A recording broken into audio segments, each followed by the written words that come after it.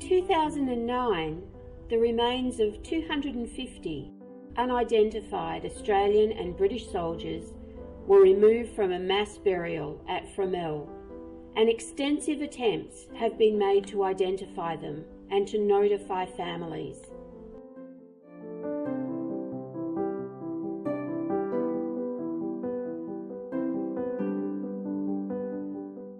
Hundreds were mown down in the flicker of an eyelid, like great rows of teeth knocked from a comb. The unforgettable odour of death made this trench a place of horror. They had snipers everywhere, and our own men were falling fast. I could see the bullets cutting their stems right off against my head.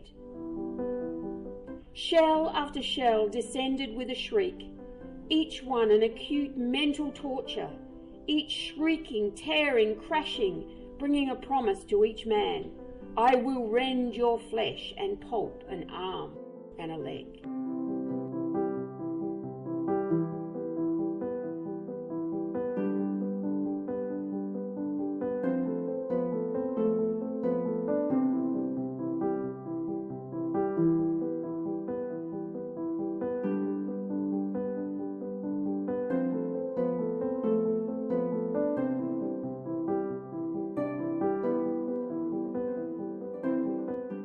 My name's Rhianna Wennon and I am Edgar William Parham's great-great-granddaughter.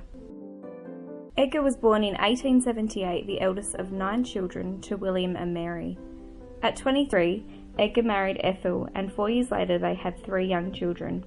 In just a couple of months, I will give birth to Edgar's great-great-great-grandchild. Edgar enlisted in World War I on the 2nd of September 1915 when he was just 37. After a quick visit to say goodbye to his mum and siblings in Port Pirie, Edgar departed for Europe on the 7th of February 1916 aboard the HMAT Wiltiades. He took with him a small leather-bound Bible inscribed by his mother and given to him on his last visit to her.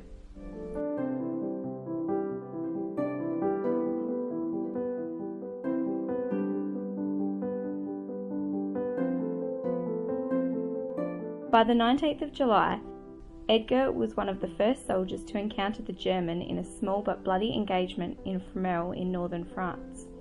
This attack was a disaster for the Allies. The Australians suffered over 5,500 casualties in just 24 hours.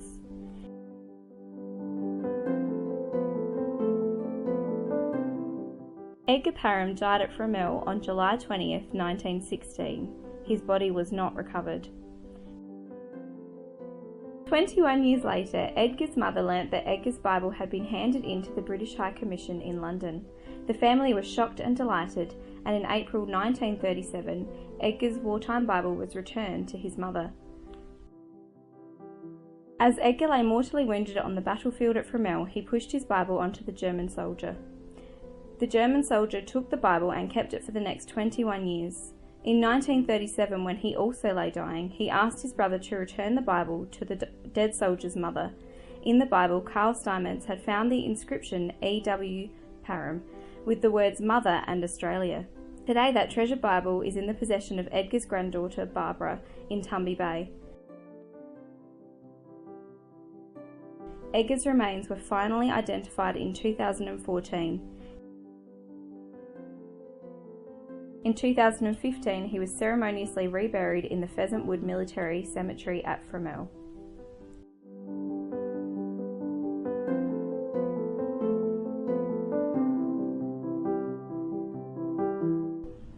Absolution by Siegfried Sassoon.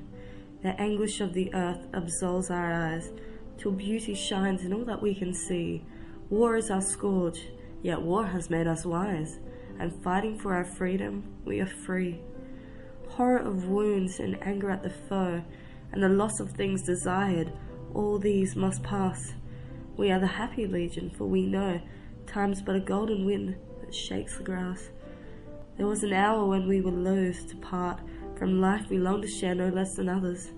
Now having claimed this heritage of heart, what need we more, my comrades and my brothers?